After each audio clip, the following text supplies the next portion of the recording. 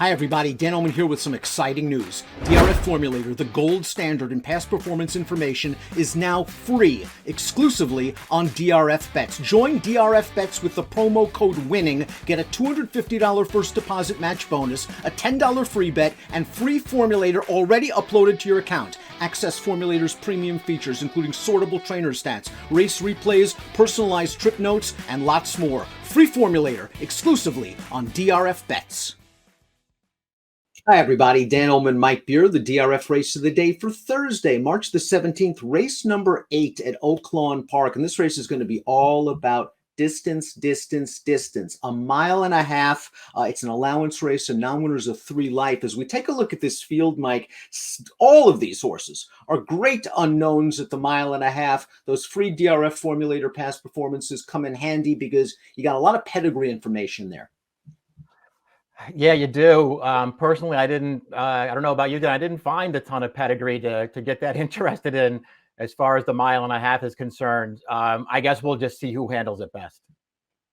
Let's take a look at the Timeform US pace projector, and I'd be very surprised if this race does turn out to be run at a fast pace going a mile and a half, especially that there really aren't that many speeds. I mean, there are horses obviously stretching out in distance with tactical speed, but no burners. I can certainly see the 8 Wartime Hero being close to the pace, the number 2 Goalie, the 3 Super Constitution. These horses, I think, are the most tactically inclined.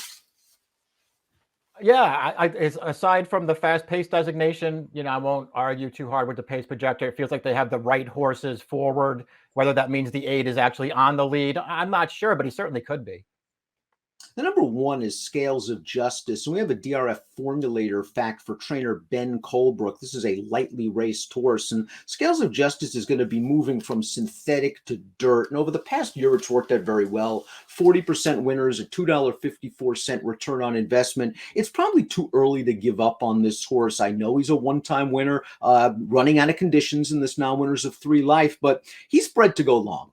He's by Uncle Mo. They win 16% at distances at a mile and a quarter and over. The dam was the very temperamental balance. Not only a grade 1 stakes winner at a mile and an eighth, but a half-sister to a horse, your favorite, Zenyatta. Yeah, the pedigree is there. The performance is not.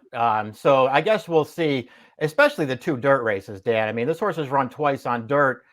Big prices both times. Didn't beat a horse either time. I don't know. Maybe this is just the right spot. If she's 5-1, or he's 5-1, like the morning line has him, be my guest. Could you make the argument that he ran into a couple of good horses in his 2 races on dirt, and maybe he was just a little bit overmatched? The debut going 6.5, he faced a horse named Life is Good.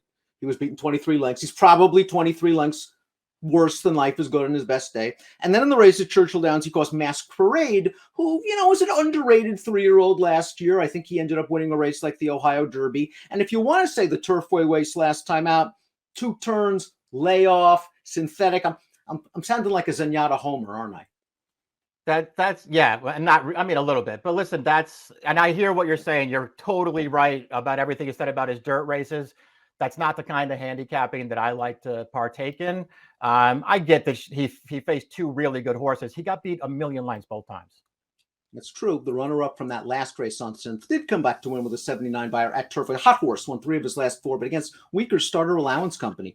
The 2 is Goalie, a horse that's 2 for 13 in his career in good form, but I just really question his oomph in the stretch. Let's watch his last race, January the 22nd. Big price, he ran to a hot horse. This horse, market analysis, who won, would come back to run second in a conditioned allowance with an 86, then would win a high-level allowance with an 88 buyer. So Goalie's kept good company, and this horse has won at a mile and a quarter on turf. So with his tactical speed, he should be in the mix when they turn for home. Yeah, I didn't think he was that hard to make a case for. I got to be honest, Dan, I'm the horse that beats him here, market analysis, I'm not a big fan of, but he has won a lot of races, and he did wire that field. Goalie just, basically chased him all the way around the track and never could make up any ground on him. You saw him there, Dan, about the 16th pole, that replay we just watched, jumping through his wrong lead, getting tired there. It makes me wonder about the mile and a half, but as you've already pointed out, he has one going longer on the turf courses. So maybe that's a good sign for him. And that's my concern. My concern is his turf horse. And I've watched both of his wins on turf. I thought he got a great trip one time and a great setup the other time where they just went a blazing fast pace in that mile and a quarter race. So I'm not sure I want 7-2. I can understand anyone that looks at this horse consistent, competitive from a speed figure standpoint, proven at least 10 furlongs. I just don't want 7-2. Super Constitution's up next. Distance worries me for this horse. Let's watch his last race. It was a mile over a muddy track at Oaklawn, and he made a bid. He's got every shot to win this race, Mike, though, and I guess you could be a little bit disappointed he doesn't. Yeah, I mean, I certainly was. He had dead aim on this horse on the lead. Who is, just to be fair, who was the favorite? But I don't know. He had dead aim on this horse, couldn't get past him, doesn't have a super strong finish there. The race prior, he was behind goalie. Didn't get quite as good a trip as goalie that day, but he still didn't run any kind of superior race either. Constitution only 9% with horses at 1.25 miles or over. It's not a big sample size, but you see the Stormy Atlantic on the bottom side of this pedigree. It makes me wonder, but this horse might be cycling back to his best form. It's the third start of the form cycle. Tonalitarian is up next. I was by Belmont Stakes winner Tonalist, 12% with these marathon types. The Dan was stakes placed going 10.5 furlongs. So this horse has pedigree. Interesting that he was claimed out of his last race and now stretched all the way out. It's almost as if this trainer might have saw something. Yeah, true enough. And that was the first time, that most recent start, where they just dropped him way down in class. And this trainer, dipped right in. This is a very good trainer too. So that makes this horse very interesting to me. Again, it's all about distance for this horse, but at least, he's 4-1 on the line. Dan, I sort of felt like there was no way he was going to be that short a price. Doesn't have a lot of early speed. This is a horse that has won twice.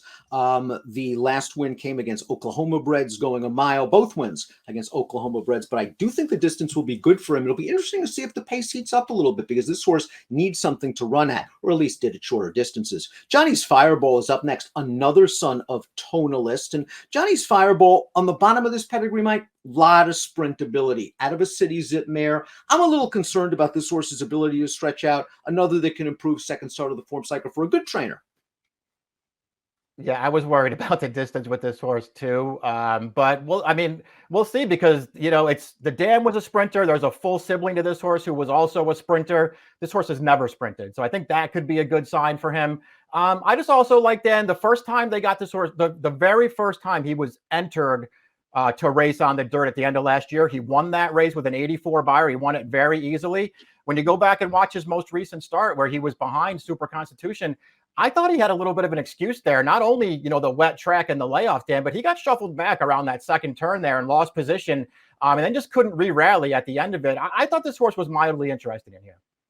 I think it's a fair point. Not only does he have the wet track excuse for that race, but the race prior at Churchill Downs, where he was facing a much, much tougher field, 2 other than. This is a 3 light. Seems like a good fit. It's all about whether he's going to get the trip. The 6 is Spheroid, and on the face of it, by Orb out of an Awesome Again mare. Sure, this horse should have no problems getting the distance. Orbs, I'm not sure if they have done great going long distances. You look at the DRF stats, only about 3%, but it's a very limited sample size. This horse was claimed for $30,000 and just hasn't gotten out of first gear in shorter distances. Yeah, this horse to me was just hard to make a case for, unless you just, for whatever reason, you've seen something that makes you believe he's going to love the 1.5 miles. He's just a lot cheaper than a lot of the horses he's running against here, and he hasn't been that competitive along the way. I really like DRF's Mary Rampolini's race advance on this, talking to Nick Zito about the 7 Hunt the Front. He believes this horse will appreciate the added distance. This horse did win at 1.125 miles at Oaklawn way back in 2020. Nick's had a lot of trouble getting this horse back to the races. He's only had 3 starts since about Labor Day of 2020. He's a horse that needs a little bit of pace. Distance, I think he'll be okay. There's a lot of stamina on the bottom of this pedigree. Yeah, this was one of the horses where I wasn't worried about the distance. With him, you just have to be worried, can he still run? And is this race, is he just going to be simply too far away in this race? This horse has 0 early speed. He leaves himself with a lot to do. He was one of the horses in here, though, Dan. I'm not worried about the distance with him. And like the 1 Scales of Justice, he's running out of conditions. He's eligible for a non-winners of 2 life. Wartime Hero is up next, and Wartime Hero has just been in good form for Carl Broberg, and I don't mind at this distance horses stepping up out of the claiming ranks into allowance. I think it's more distance than class, and this horse's figures class up. Let's watch his last race. Mile on the 16th, February the 19th. He sat a good tactical trip in here. He gets to the outside, and he's just not as good as this favorite. He's going to chase this horse all the way home. You look at his pedigree, though. He's by Empire Maker. The Dam was second in the Kentucky Oaks going 1.125 miles. And the one time this horse tried 1.125 miles, he couldn't have won any easier against weaker horses at Saratoga. Yeah, exactly. He is stepping up for this race, but he's stepping up with the pedigree, I think, to handle the distance. I liked that performance that we just saw from him right there, Dan. Showed no quit in the stretch of that race. Couldn't get to the favorite on the lead, but he did not stop trying. I like that about him. Carl Broberg, he's been very, very hot the last month or so. He's sending out a lot of live horses. We'll see if he can keep it going with this one. Let's take a look at our top pick for the Thursday DRF race of the day. We're going with Wartime Hero, stretching out in distance with that tactical speed. I think he's sharp enough right now, Mike, and I think he's still not really exposed. I know he's 5, but he's only run 8 times. Yeah, that's what I thought about him. So I liked his last race enough. I feel like he can get the distance, and he might be one of the horses to get the right kind of trip in here. All those things sort of conspired for me to put him on top in this race. I threw Zito's horse in there too, Dan. I think he's going to get the trip. 8752 for Mike, 8235 for me. It's your Thursday DRF race of the day. We're going 1.5 miles at beautiful Oaklawn. Good luck.